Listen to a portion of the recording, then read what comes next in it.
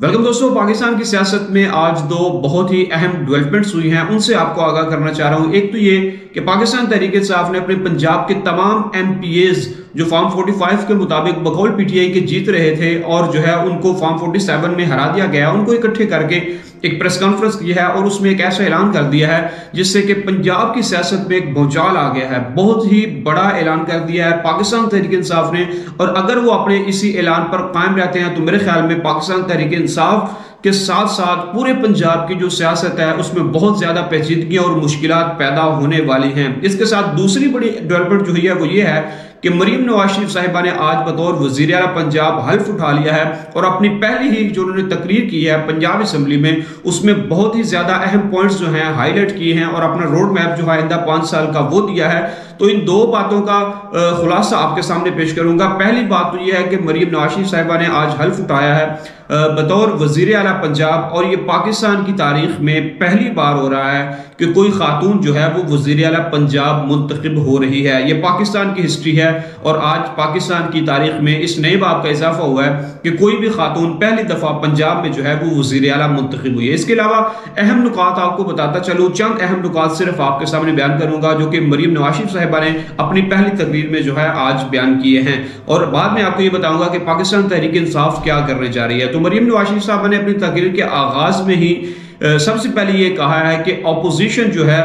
उसके लिए मेरे दिल में कोई भी इंतकाम जो है उसकी कोई जगह नहीं है, मैं इंतकामी सियासत नहीं करूंगी। और उसने साथ साथ मरीम नवाज शरीफ साहिबा ने यह भी कहा है कि वो अपोजिशन को साथ लेकर चलना चाहती हैं, और जैसे ही वो नून लीग की वजीर आला है ऐसे ही अपोजिशन के तमाम एमपीएस के लिए उनके दरवाजे जो है वो हमेशा खुले हैं। कोई भी एमपीए चाहे वो अपोजिशन का हो चाहे हुकूमती बेंचेस का हो, वो किसी भी वक्त मरीम नवाज शरीफ साहब से मुलाकात करके अपने हल्के के मसाइल से आगाह कर सकता है। तो यकीनन जो इस वक्त की सूरत हाल है सियासत की, उसमें ये बहुत बड़ी डेवलपमेंट है कि जो नई वजीर आला पंजाब हैं उन्होंने ये ऐलान किया है कि वो अपोजिशन को साथ लेकर चलना चाहती हैं। इसके अलावा चंद अहम प्रोजेक्ट्स का ऐलान किया है जो कि बहुत ही अहमियत के हामिल हैं पंजाब की हद तक। मैं इसमें बात करूंगा चूंकि मरीम नवाज शरीफ साहिबा पंजाब की वजीर आला बनी है। तो एक तो उन्होंने जो सबसे बड़ा ऐलान किया है वो ये किया है कि आज ही हल्फ उठाने के फौरन बाद, जैसा कि उन्होंने अभी हल्फ उठा लिया है, इसके फौरन बाद से पूरे पंजाब में जो हॉस्पिटल्स में फ्री मेडिसिन मिलती थी इमरजेंसीज में, उनको दोबारा बहाल कर दिया गया है। जी हाँ, ये शहबाज शरीफ साहब के दौर में पहले भी मिलती थी। पंजाब के जितने भी हॉस्पिटल्स थे उनकी इमरजेंसीज में जितनी भी मेडिसिन थी वो बिल्कुल फ्री थी, लेकिन फिर इसको बंद कर दिया गया था। आज मरीम नवाज शरीफ साहिबा ने आते ही पहले ये ऐलान किया है कि वो पंजाब में जितने भी हॉस्पिटल्स हैं उनमें मुकम्मल तौर पर इमरजेंसीज की जितनी भी मेडिसिन हैं उनको आज से ही फ्री कर रही हैं। दूसरा अहम ऐलान उन्होंने ये किया है, ये बहुत बड़ा ऐलान है कि पंजाब के जितने भी डिवीजन हैं, तकरीबन 9 डिवीजन हैं पंजाब के, उन्होंने कहा है कि जैसी मेट्रो बस लाहौर में बनी है ऐसी मेट्रोज जो हैं वो पंजाब के तमाम डिवीजन्स में बनाई जाएंगी, और इसमें मेरे ख्याल में बहुत ज़्यादा खर्चा आएगा और जैसे जैसे हुकूमत आगे चलेगी तो इसके लिए बहुत ज़्यादा मुश्किलात जो हैं वो पैदा होंगी। इसके साथ साथ एक और बड़ा उन्होंने ऐलान किया है निगहबान के नाम से। उन्होंने कहा कि हम एक प्रोग्राम शुरू करने जा रहे हैं रमज़ान में जो कि रिलीफ पैकेज के नाम से होगा, यानी निगहबान रिलीफ पैकेज के नाम से होगा। इसमें जितनी भी ऐसे फैमिलीज हैं जो कि मुस्तहिक हैं उनके घरों में जो है वो राशन फ्री पहुंचाया जाएगा हुकूमत की तरफ से। उन्होंने कहा कि तकरीबन 70 लाख रमजान पैकेज का राशन है जो है वो फराहम किया जाएगा डोर स्टेप पे लोगों के घरों में। इसके साथ साथ उन्होंने एक और बहुत बड़ा ऐलान किया है, वो ये है कि यूथ के लिए वो IT सिटीज बनानी जा रही हैं IT स्किल्स के लिए। इसके अलावा जो पीफ के तहत स्कॉलरशिप दे रहे थे वो, इसके अलावा लैपटॉप्स टैब, बहुत ज्यादा ऐलान किए हैं मरीम नवाज शरीफ साहिबा ने, और मैं समझता हूँ इसके साथ साथ उन्होंने ये भी ऐलान किया है कि जैसा सेफ सिटी प्रोजेक्ट जो है वो लाहौर में है, पूरे जो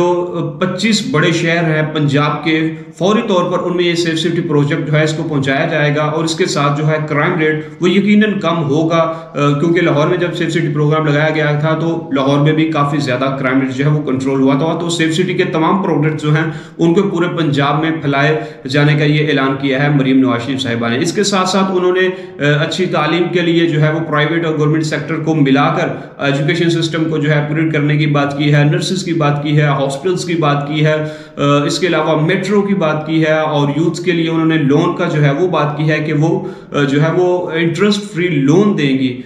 जो कि पंजाब की यूथ होगी उसकी। इसके अलावा बहुत सारे दीगर प्रोजेक्ट्स जो हैं उनके ऐलान किए हैं, और मेरे ख्याल से अगर एग्रीकल्चर रिफॉर्म्स की उन्होंने बात की है, और सबसे बड़ा जो पंजाब के लोगों ने का नहीं बल्कि पाकिस्तान के लोगों का मसला है इलेक्ट्रिसिटी, उसके बारे में उन्होंने बात की है कि जो 300 यूनिट से कम के कंज्यूमर हैं, जो कि 300 यूनिट से कम बिजली इस्तेमाल करते हैं, उनके लिए वो सोलर सिस्टम का प्रोग्राम लेके आ रही हैं। उनको हुकूमत की तरफ से सोलर सिस्टम जो है वो इंस्टॉल करके दिया जाएगा घर पर, और होगा ये कि आपके बिल जैसे ही सोलर इंस्टॉल होगा तो बिल जो कि नहीं आएंगे, तो उस बिल की जगह पे आपकी जितना पैकेज लगेगा आपका सोलर का, उसके हिसाब से आपको महाना किस्त आएगी। जितना आपका बिल आता है एवरेज निकाल के सालाना, उसी हिसाब के आपको किस्त देना पड़ेगी, और आपके घर पे हुकूमत की तरफ से जो है वो सोलर सिस्टम जो है वो इंस्टॉल कर दिया जाएगा। इसके साथ साथ उन्होंने इलेक्ट्रिक बाइक की बात की है कि हम इलेक्ट्रिक बाइक को जो है वो इम्प्रूव करेंगे, उसको बहुत ज़्यादा फैलाएंगे पंजाब में, ताकि इलेक्ट्रिसिटी के जितने भी मसले हैं, फ्यूल के मसले हैं, और इसके साथ साथ जो इन्वायरमेंट माहौलियाती तब्दीली के मसले हैं उनसे भी निपटा जा सके। तो मैं समझता हूँ ये बहुत ही अच्छे प्रोडक्ट्स हैं। अगर इन प्रोजेक्ट्स पर काम होता है, इन 5 सालों में 60% भी काम हो जाता है, तो पंजाब में एक बहुत बड़ी तब्दीली आने वाली है। इसके साथ साथ आपको ये बताते हुए कि पाकिस्तान तहरीक इंसाफ ने बहुत बड़ा ऐलान किया है, और वो ये ऐलान उन्होंने पंजाब के तमाम एमपीएस को इकट्ठा करके किया है, और ऐलान उन्होंने ये किया है कि वो